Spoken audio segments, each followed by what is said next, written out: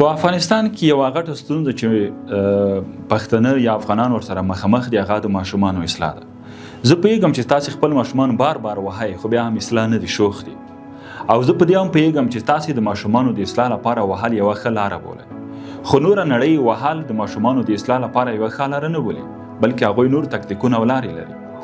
د روانپوهانو او ټولنپوهانو له نظره د ماشومانو لپاره کورنۍ دریو برخو ته ویشل شوي دي.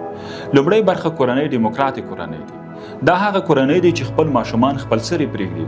د ماشوم د تربیې لپاره دوی هیڅ ماشوم ته پام نه کوي. که ساده ووایو د دوی ته دا معلومات نه کېږي چې زموږ ماشوم ښوونځي ته له چا سره ځي، زموږ ماشوم له کوره چې وځي له چا سره راشه درشه لري، زموږ ماشوم څه وخت له کوره وځي او څه وخت بیرته کور ته راځي او دې ته ورته نور. یعنې دلته ماشوم خپل سری پرېښودل شوی ده. د عالمانو په خبره چې دا ډول ماشومان یا د دې کورنیو ماشومان ښه پایله نه لري، ځکه دا ماشومان خپل سری رږدو کېږي، خپله تصمیم نیسي او خپله یې تطبیقوي. دوهمه برخه یا دوهمه کورنۍ هغه دیکتاتوري کورنۍ دي. دغه کورنۍ بیا د ډیموکراتو کورنیو خلاف دي. دوی خپل ماشومان دومره د دباو لاندې نیولي دي چې حتی د خپلو نږدې دوستانو کره هم د هغوی ته د تلو اجازه نه وي.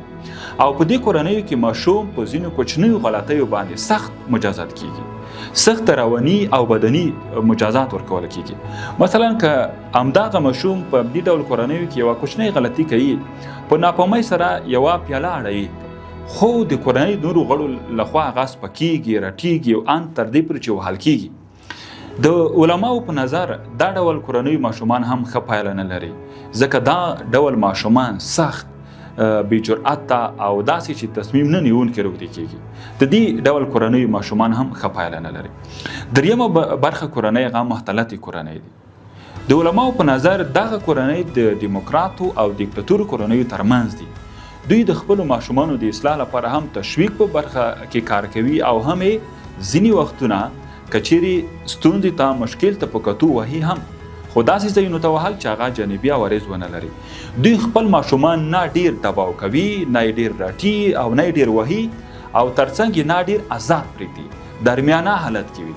د علماو په نظر د همدغو کورنیو ماشومان ښه ماشومان جوړېدلی شي او د دغو کورنیو ماشومان ښه ماشومان روزېدل کېدلی شي او ښه نتیجه ورکوي. ټولنې ته همدا کورنۍ ښه ماشومان وړاندې کولی شي.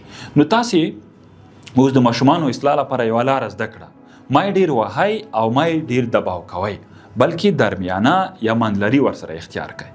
انشاءالله ستاسې ماشومان به ښه ماشومان به اوسي.